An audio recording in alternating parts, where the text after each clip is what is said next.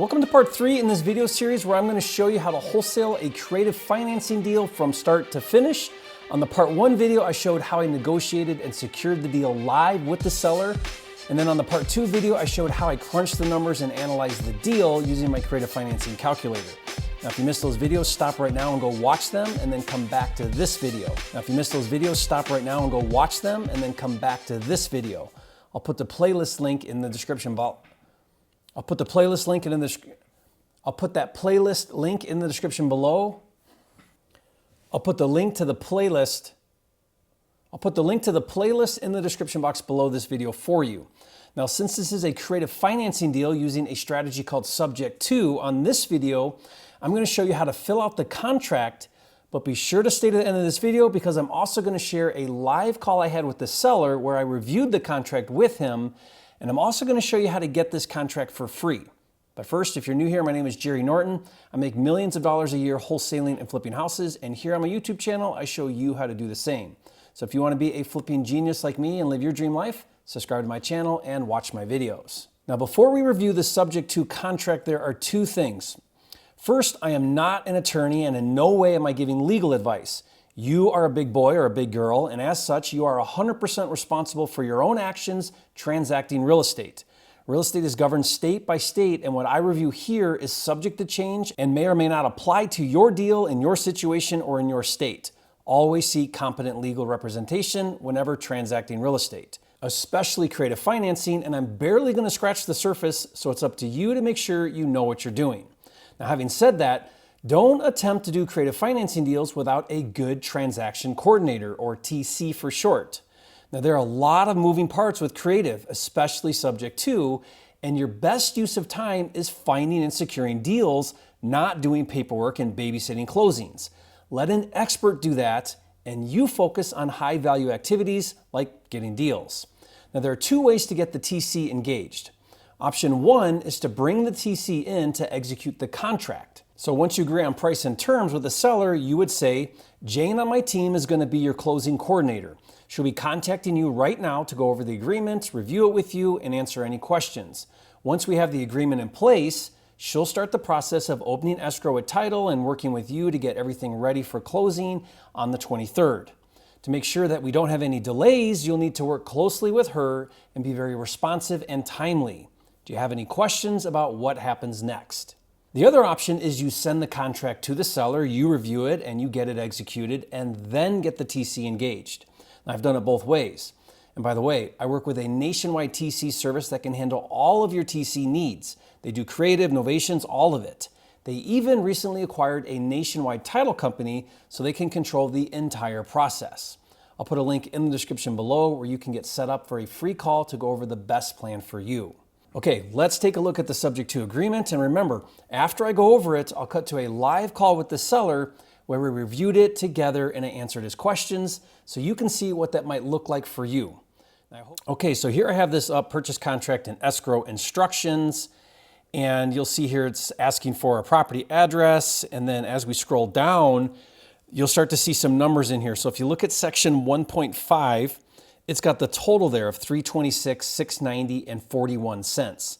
And then you'll notice the checkbox approximate, because remember, we're taking over an existing loan, there's arrears, there's a second position solar loan. So, we're going to add all these things up. And this is the numbers as of today, but as we know, once we get final payoffs, that number is going to change a little bit. So we add all that up and we've got our total purchase. It's an approximate number. Then next you'll see the earnest money and it says $500. So earnest money is a good faith deposit. It's going to sit in escrow and get applied towards the purchase, or if you wholesale, it'll get reimbursed to you. Now this section here is the approximate existing first mortgage. So as of the bank statement that we received, it showed $224,876. Again, once we get the final payoff right before closing, that'll have the final number. Okay, going to the next page here, you'll notice that this is the amount here that is in arrears, right? So the reinstatement is around $25,000.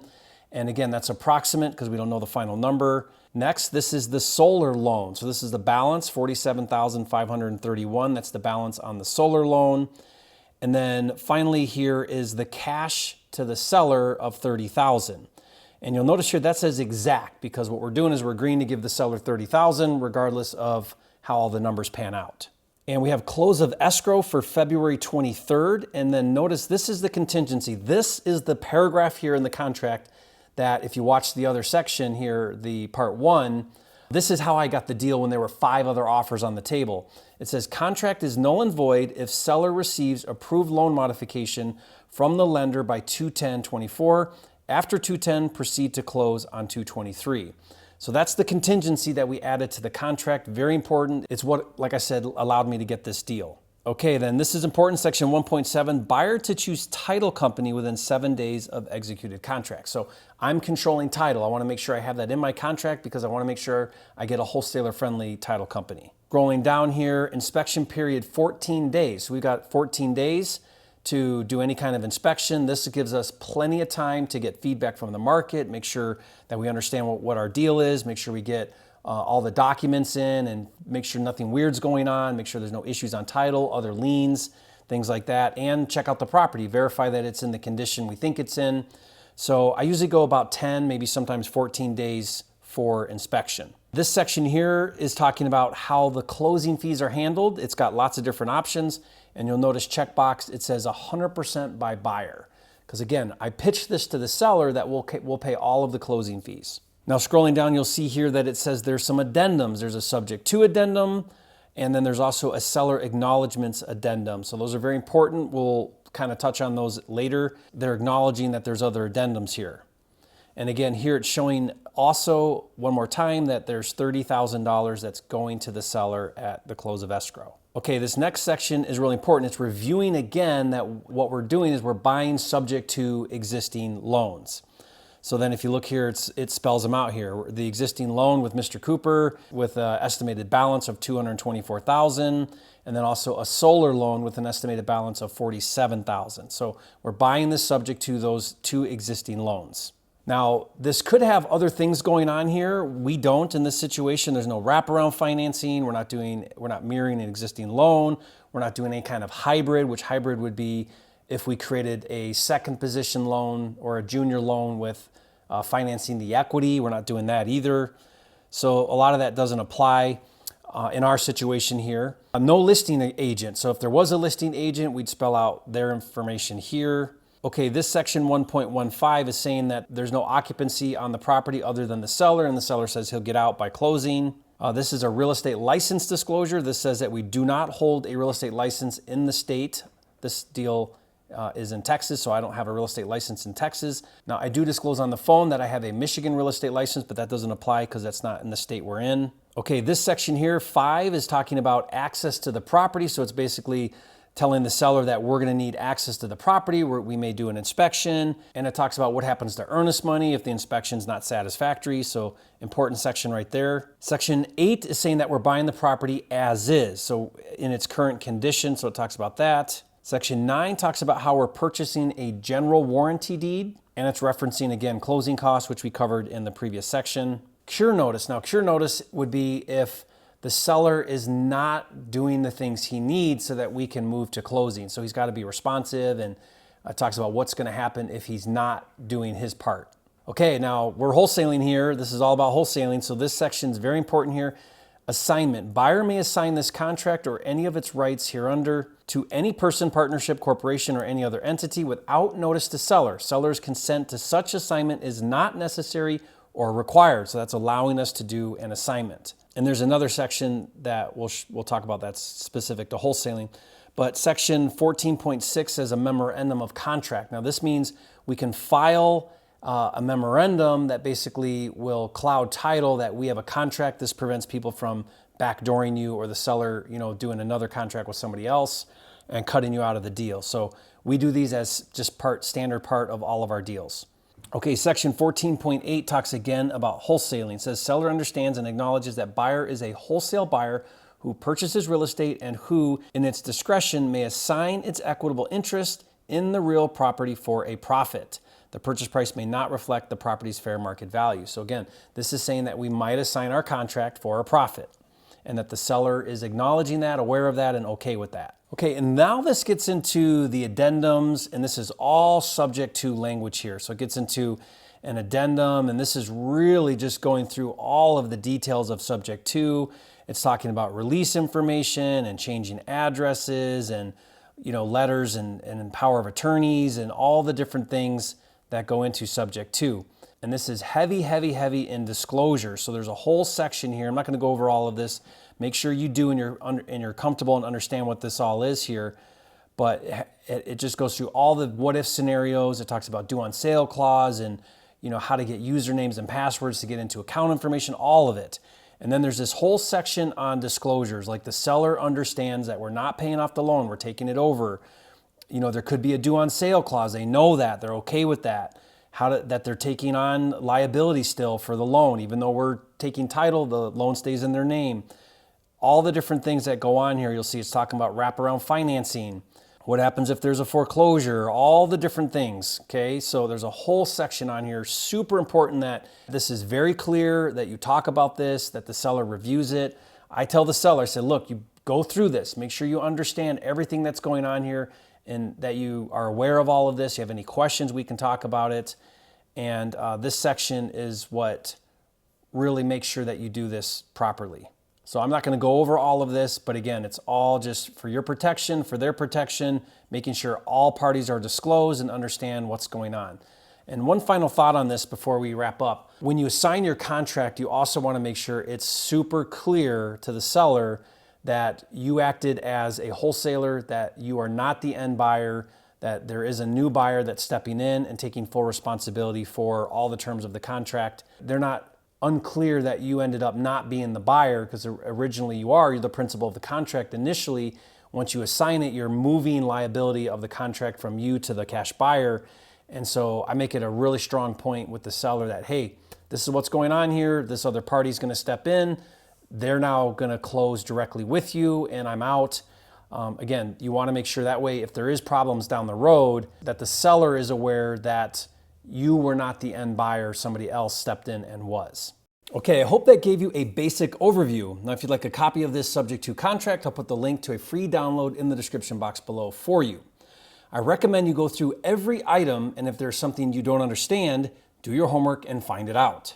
Now next, like I said, we're going to cut to a live call where I went over this contract with the seller live on the phone. And be on the lookout for part 4, where I'm going to show you how I attempt to find a buyer to assign this deal to. So watch for that video, and remember, I put all of the videos in this Watch Me Wholesale series into a playlist, and that link is also in the description below. Okay, let's cut to the call with the seller. Hey, thanks for being flexible. Good. Awesome. Yeah, of course. I want to make it as good as possible for everybody. Yeah, that's great. Yeah, appreciate that. You've been wonderful to work with. I'm trying, man. My first deal, so let's see how it goes. Yeah, there'll be a lot of things going on, but we'll communicate well and we'll get there. And if the loan mod comes through, then you have that option. So yeah, I think we're doing the right thing here. Yeah, I hope so too. I mean, I feel confident enough with everything, and everything looks good. So I just want to make sure we're good to go. Yeah, I've got it pulled up here. You want to go over it real quick?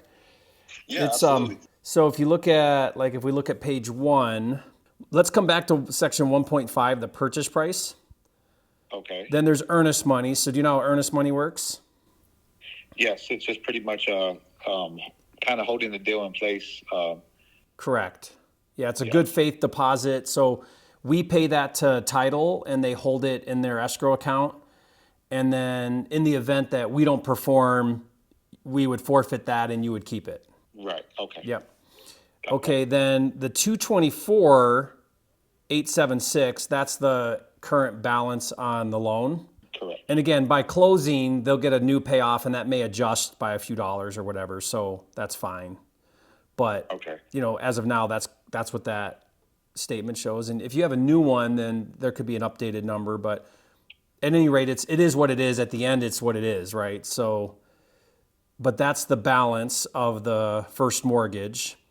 And then if you go down to page 2, a couple line items down, you see the 24,282. That's the arrears. Okay. And again, that's probably going to adjust a little bit because it'll probably accumulate some more fees between now and when we close. Yeah. Yeah, so like I said, with that new mortgage statement, it definitely went up some. So So we could do one of two things. We could adjust it to the new one you have now, but even that is going to change again. At the end of the day, these numbers really don't kind of matter, because at the end of before closing and everything, we're going to get the final numbers and everything Yep. we need, correct? So what'll happen is our closing's on the 23rd, right? When we get a little closer, we'll ask the lender to give a payoff as of the 23rd. So then what they'll do is they'll accumulate their fees to that date, and then they'll give us that number, and then that's the number that we pay off. Okay. Yeah. Got it. But we have to put something in here now, right? So we just put these numbers in here now. But yeah, that's how that works. Yeah, I just want to make sure, like, as far as like my net proceeds, that doesn't like eat. That doesn't change. Yep. Okay. I just want to make sure we're good Yep. with that. Everything else, I mean. Yep. So the only thing here that won't change is probably that item there that says cash at closing to the buyer. Yes. And see that says, yeah. So it's under the solar loan. Do you see that? Yes. And that says exact. Okay. See the box that checked that says exact? Yes, exact. Yep. Yep. So that doesn't change. Okay. And then we have the close of escrow on February 23rd. Yes. And then you see next to that it says contract is null and void if seller receives approved loan modification from the lender by 2/10/24. After 2/10, proceed to close on 2/23. Perfect. Yes, sir. Yep. I see that. Yep, so that's in there, and that's in the contract. So that's title will see that as a contingency, and then, like I explained, in the event that that loan mod comes through, then we just notify title, hey, this is no longer, we're no longer proceeding to closing, and then they terminate. Got it. Yep, and then 1.7 is, I'm not sure which title company we're going to use, but our transaction coordinator, they'll make sure we have one that's local to you and good to work with and good reviews and all that.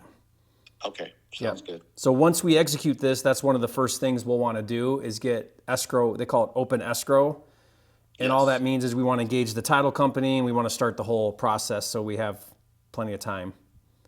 Got it. Yes, sir. Section 1.11, see that? Yes, sir. That would be if there's any kind of breakup on the closing fees, and you'll see the box check that says 100% by buyer. Yes. So that means you're not responsible for any closing fees. Okay, thank you. Yep. Yes, sir. Net to seller, so there it is again in 1.14. Net to seller means however this thing pencils out at the end, you get 30. Okay, yes. Yeah, so then if you go down a little bit, existing mortgage held by Mr. Cooper with an estimated balance of $224,876 of outstanding principal and estimated balance of $224 in arrears. So it's just kind of listing it out again, solar loan with estimated balance. So it's saying estimated, right? Because we don't know the exact number until we get that. Hybrid would mean if there was a second position, remember how we talked about you could possibly finance the equity? Yes. But we're not doing that, so that's all blank. So that whole section there is like blank. There's no listing agent, no real estate license in Florida. I have a real estate license in Michigan, but we don't have a license in Florida. And then I think the rest of this is just normal stuff. I'm just seeing if anything kind of sticking out. This language here in like the section 3s, it's just talking about that subject to method where, we're going to take over the existing loan and handle all the things. Section 4 is about title. We want to make sure we have clear title. That's normal. Inspection and access to property. If we need to access the property, there's no septic. I'm sure you're on city water and sewer. Correct. Section 8 is we're buying it as is. So then we're not going to come back and say, oh, hey, the handrail's loose. You got to fix that. None of that. It's as is. This is just saying we have to get all the things over to escrow that they're going to need to be able to do the closing. Cure notice, that would be if like you're not performing, then there's a notice like, hey, you have to perform. Number 11, remedies, attorney's fees. Yeah, so that's just talking about enforcing a contract.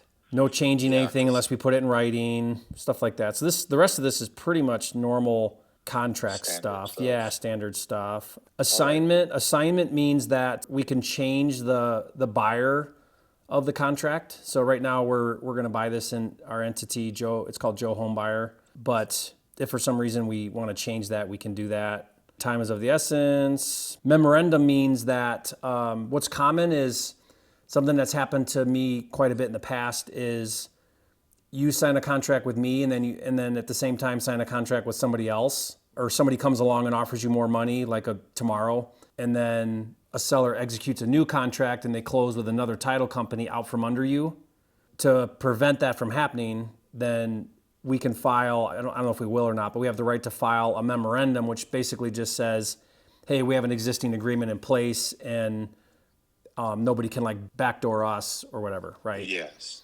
Got you. Yeah. No, that makes sense. Yep, so 14.8 says we're disclosing to you that we might wholesale the property. Do you know what that means? Yeah, so you're going to take it and then find a buyer for it. Yeah, that also goes along with what an assignment is. So we have a large investor network and we have investors that like to do Airbnb, and Right. they may want to come in and take over this contract, but it doesn't affect you in any way. You still get everything in the contract. That's my main thing, Jerry, is like, as long as I get that amount, which I think is very fair, y'all can do whatever you want with the property, unless y'all, I mean, obviously not like trash it and then like be like, hey, we don't want it no more, and then give it back to me, because then I'm going to be stuck with all the stuff. But Yeah, likelihood of that is really low because there's a large capital investment in cash in the property. Yeah, that's more of a concern for a seller if there's like zero down into a deal, because then a buyer doesn't really have skin in the game and they can walk if things get hard. Exactly. Okay. Yeah, that makes sense. I wouldn't want to give you 30,000 and then like, you know what, I don't want to just take it, so I lost 30,000. And it's more than 30 because then there's the 25 in arrears, closing fees. Yeah, you're right. Okay, so then that's kind of the basic contract up till that point. So page 10 there. We're right. I was just about to ask about that, but we kind of already Talked you about already that. pretty much have my consent. Like, if that mod doesn't get by that date, then let's continue with the deal. You know? Yeah, okay. Yep, and then some of this is like disclosure stuff, representation. I'm just kind of scrolling through the rest of it. No, you're fine. I don't think we need to go through all of this unless you have a specific question about one of these. No, I think everything for the most part is covered. I just want to make sure that we're good to go on both sides. You know? Yeah, great. I think that's the main things that we wanted to make sure are clear. Yeah, because all those other seller initials, ownership, contract terms, relationship of parties, sales price, all that leads into like the last 3 pages. That's pretty much the same thing, right? As what we discussed. Yep, so seller disclosures and acknowledgments. So this is just making it like really clear to you, because what's happening here is because we're taking over the loan, we need to make sure that you're super clear about what that means, right? Like, for example, you understand that we're not paying off the loan, we're taking over the loan. It's just kind of going through every possible scenario that could come up or could happen, and you're like understanding that. All these are like super rare scenarios, but it's just really good to have these in here. That way there's no confusion later about things. I see that. I would still go through these all these disclosure things, and just make sure you're really clear about anything. But this is all pretty normal stuff with a subject to purchase. Okay. Yeah, but no, that was the main thing. I just wanted to go over all that, Jerry, make sure we were good. Great. So we'll be good, man.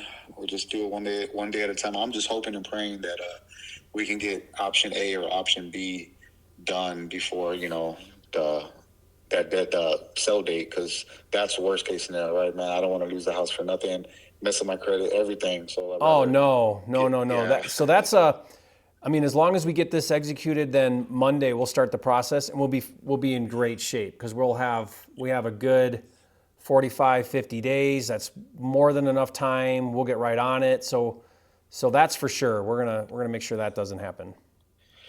Perfect. Yeah. On the plan B, and then plan A, who knows? I mean, I kind of told you my thoughts on plan A, but you never know. Maybe they'll do something.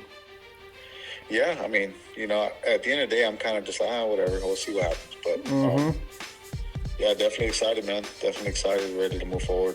New chapter and everything, and just get the ball rolling. So